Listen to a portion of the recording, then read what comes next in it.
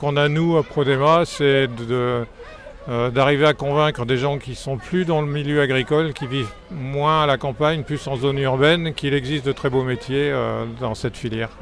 Les 7, 8 et 9 juin, les Journées nationales de l'agriculture vous proposent dans toute la France 3 jours de rencontres, d'animation, de dégustation. Tout le programme sur journéeagriculture.fr.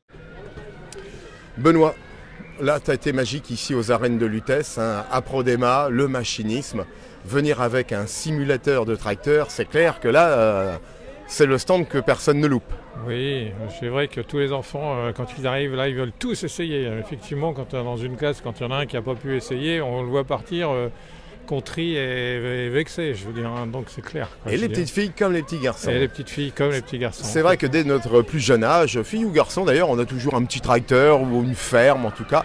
On est sensibilisé dans nos jouets par finalement le monde paysan, par le monde de la ferme. Oui, et en fait effectivement, il reste un attachement quand même au monde agricole, et nous, effectivement, le matériel agricole, aujourd'hui on dit les agroéquipements, un mot un peu plus récent, ça représente quand même une activité importante en France. Bien sûr, je veux dire, ouais. On a des usines qui fabriquent des machines agricoles en France, je veux dire, on a 3 usines de tracteurs, on a des usines d'équipements derrière les tracteurs, je veux dire, et on a tout un réseau de distribution, de concessionnaires, d'agents.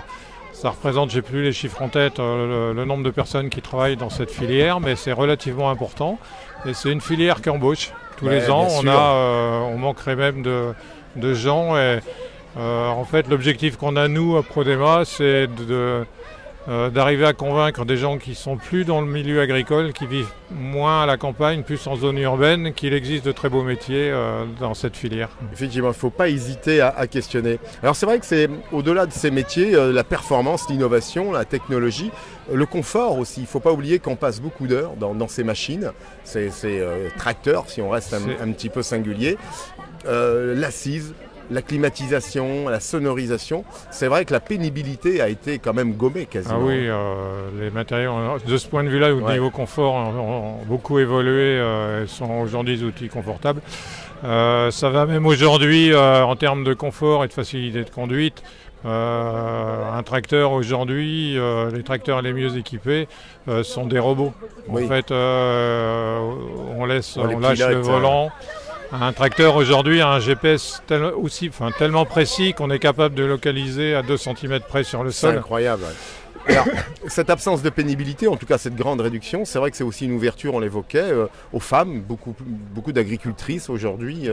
Oui, il n'y a pas de... Là, pour faire tous les travaux, à part avec des machines comme ça, effectivement, mais même des travaux dits de chargement avant, il y a énormément d'équipements qui existent. Ce tracteur-là, ce simulateur, j'ai un exercice avec le chargeur qui est devant, et pour charger des balles de fourrage dans une remorque. Donc c'est un exercice que je mets régulièrement quand j'ai plutôt des ados et pas des petites classes comme j'ai aujourd'hui, je dirais. Et donc oui, effectivement, par rapport aux femmes, aujourd'hui, on peut conduire avec plaisir ce type de matériel. Justement, on l'évoquait ensemble, ce sont des engins, des tracteurs qui nécessitent des formations mais pas de permis. Alors oui, je dis de manière simple, oui, si on est agriculteur aujourd'hui, on peut conduire son tracteur sans permis. Si on est fils d'agriculteur et qu'on travaille sur la ferme, si on est stagiaire dans une exploitation avec un contrat de stage, les trucs en bonne et due forme, on peut effectivement conduire un tracteur. C'est-à-dire qu'un élève, un étudiant qui vient en stage dans une exploitation agricole, à partir de 16 ans, peut conduire un tracteur. Alors c'est vrai que là on a un très beau spécimen de chez New Holland, là, le T6 180. On m'a précisé, je crois qu'il fait 9 tonnes à sec comme on dit. Oui. On le voit, ça nécessite quand même, j'évoquais, de la formation, une prise en main. Puisque ce sont de gros engins quand même. Oui, tout à fait. Ça ne se conduit pas, pour quelqu'un qui n'a jamais vu, ça ne se conduit pas comme ça. D'où l'objectif pour des simulateurs de conduite qu'on a aujourd'hui. Les simulateurs sont importants. On s'amuse aujourd'hui, mais c'est justement des outils de précision et de formation. C'est des outils de formation. En fait, ces simulateurs-là, on va les retrouver. Il y en a, je ne sais pas combien, je dirais une cinquantaine en France, dans des lycées agricoles. Ça permet aux élèves de s'acclimater avec une cabine de tracteur, un environnement de conduite très réaliste avant d'aller en stage en exploitation et de pouvoir maîtriser, de ne pas faire peur à l'agriculteur en disant oh là là, il ne sait pas faire, est-ce que je peux le laisser faire. Non, il va être dégrossi, effectivement, pour pouvoir utiliser ces machines. Bon, Benoît, on le voit, il va falloir susciter finalement des passions. Les métiers sont là, tu nous l'évoquais, ils sont ouverts. On va te laisser aux jeunes parce que je crois qu'il y a encore... il y a encore des classes à venir. Il y a encore des classes à venir. Merci Benoît. De rien.